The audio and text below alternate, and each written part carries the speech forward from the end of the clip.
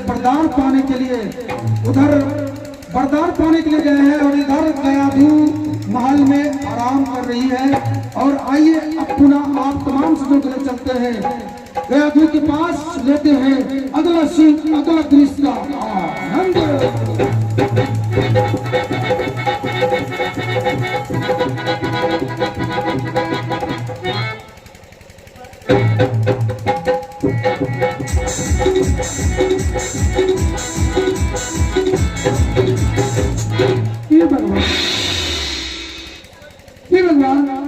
मेरा स्वामी गए तपस्या में और मैं महल में अकेली हूँ।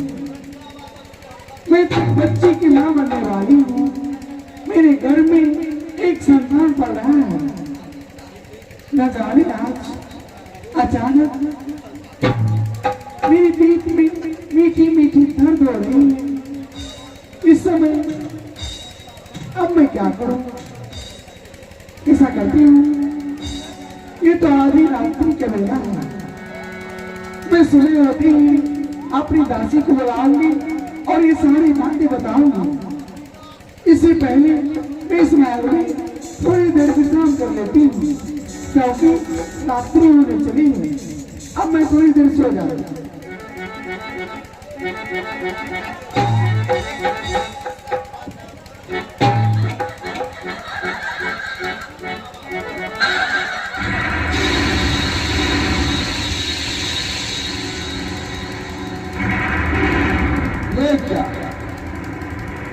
हिरण्यकश्यप वो तपस्या किए चले गए हैं और उनकी पत्नी अकेली महल में सोई हुई है। मैं इसे निद्रा अवस्था में उठा कर ले जाऊंगा और जांच से ही समाप्त कर दूंगा। मैं इसे निद्रा अवस्था में उठा लेता हूँ।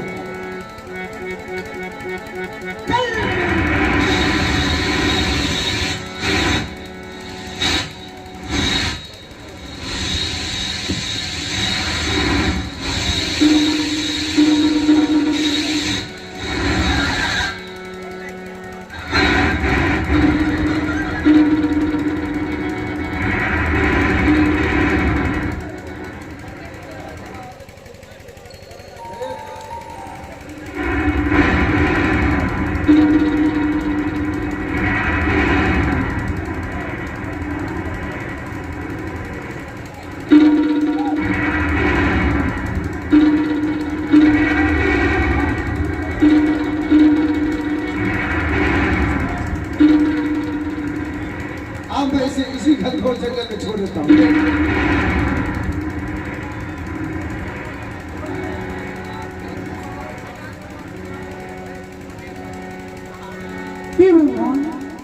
ठीक है, मैं तो अपने महल में सो रही थी, परंतु इतनी बड़ी घनघोर जंगल में मुझे आधी रात्रि की बेला में उठा के खोल रहा है।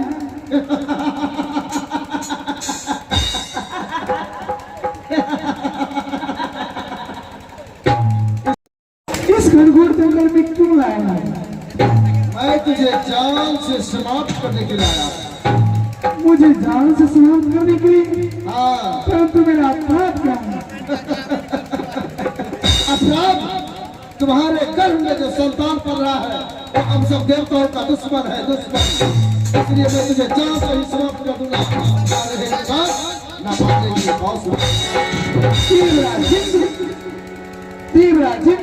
ये तुम्हें कैसे पता है जो मेरे घर में संतान पल रहा है वो देवताओं का दुश्मन है? हाँ, मुझे सब मालूम है। जिसका पिता ही हम सब देवताओं का दुश्मन है, उसका पुत्र जन्म लेगा, क्या वो मेरा मित्र बनेगा? कभी नहीं, कभी नहीं। दुश्मन का पुत्र दुश्मन ही जन्म लेगा। इसलिए मैं तुझे जान से ही समाप्त कर दूंगा। तुम ठीक नहीं कर रही हो। अगर मेरा पति जान जाएगा कि तुम मुझे आधी रात्रि की वेला उठा के इस घनघोर जंगल बनाए हो, तुम मेरे पति के क्रोध को नहीं जानते हो, तो तुम्हें जान से समाप्त कर देंगे। तुम्हारा पति अब यहाँ नहीं आ सकता। क्यों नहीं आते? उसका तपस्या भंग कर दिया होगा। मेरे पति का तपस्या करने की जब तैयार होगा, अब मुझे कोई बचाने के लिए आएगा।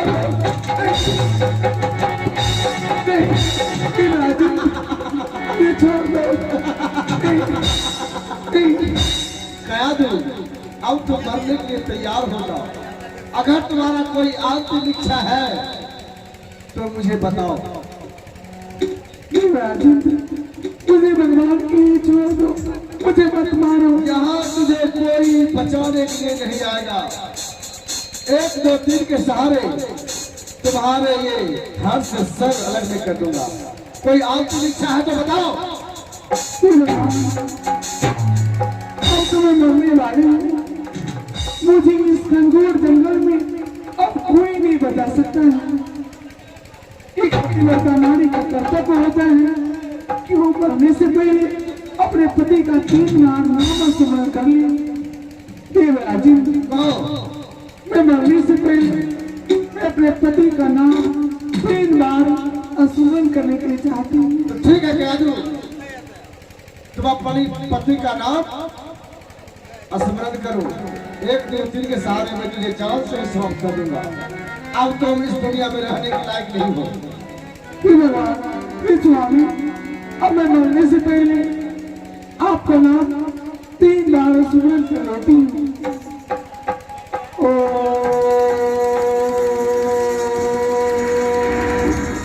पति परमेश्वराय नमः। पति परमेश्वराय नमः। अब यहाँ तुझे कोई बचाने के लिए नहीं आएगा। अब मैं तुझे जान से समाप्त कर दूंगा। पति ले ले और ये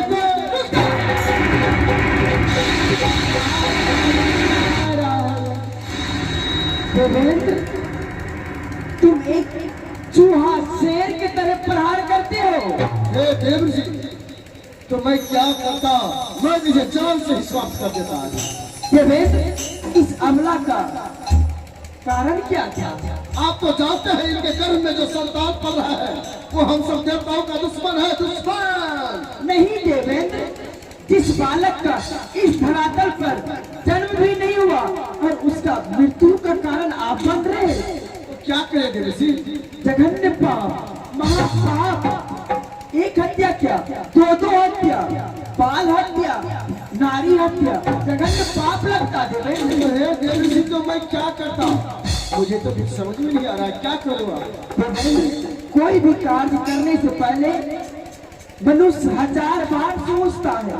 पहले कुछ राय विचार कर लिया लेता तो बहुत अच्छा रहता। देवेंद्र, अगर इसे तुम पाताल लोक से मृत लोक लेकर आए हो तो कोई बात नहीं। इस स्त्री को मेरे ऊपर छोड़ दो। इनके गर्भ में जो संतान पल रहा है मैं उसे जय श्री हरि नारायण का बहुत बड़ा भक्त बनाऊंगा। क्या देव सिंह, इनके गर्भ में जो संतान पल रहा है इसे आप भगवान का भक्त बना देंगे? अवश्य देवेंद्र। तो ठीक है देव सिंह, ये सारे कार्य भार में आपके ऊपर सौंपता हूँ। अखंड रहो श्री भगवान।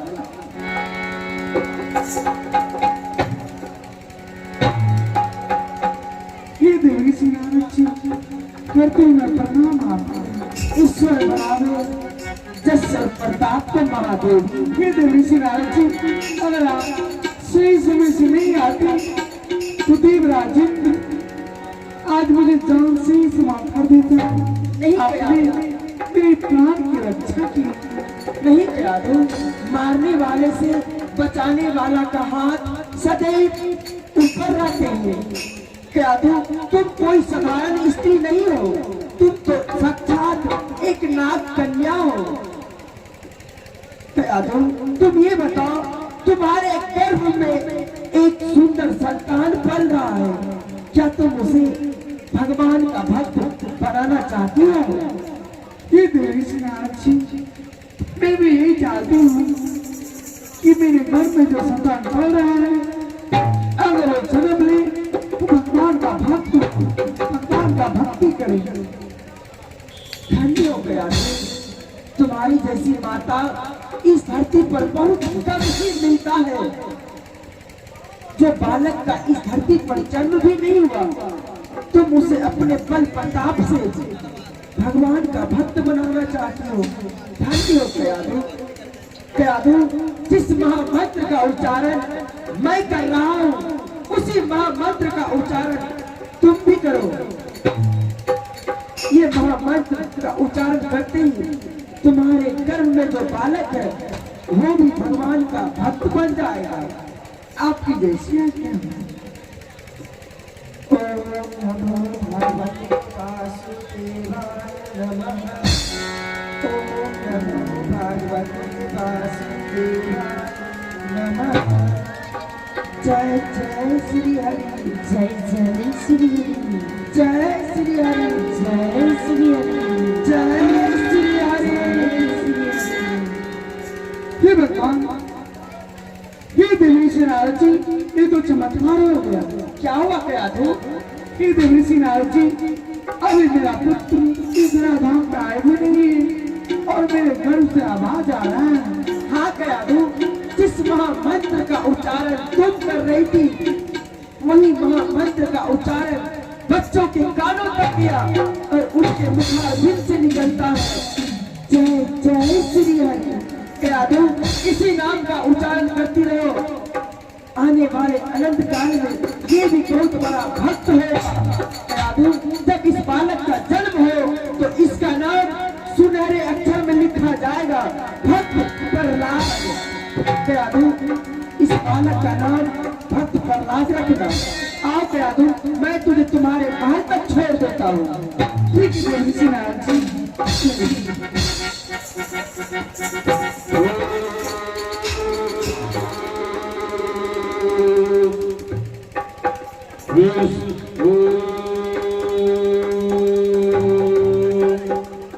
ब्रह्मदेवाय नमः।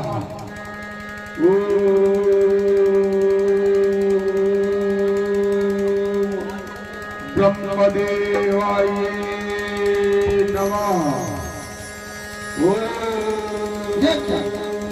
ये तो घोर तपस्या कर रहा है। ब्रह्मदेवाय जी मालिक, इसका तपस्या भंग कर दो। जो गया महाराज। अरे तपस्या भंग। ब्रह्मदेवाय अग्निदेव तपस्या भंग कर दो। ब्रह्मदेवाय नमः। कर तपस्या भंग।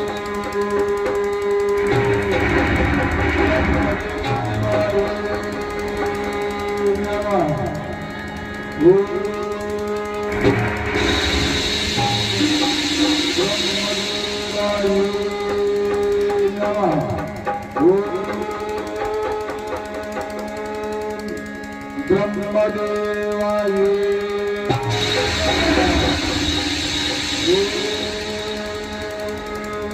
क्या हुआ अग्निदेव?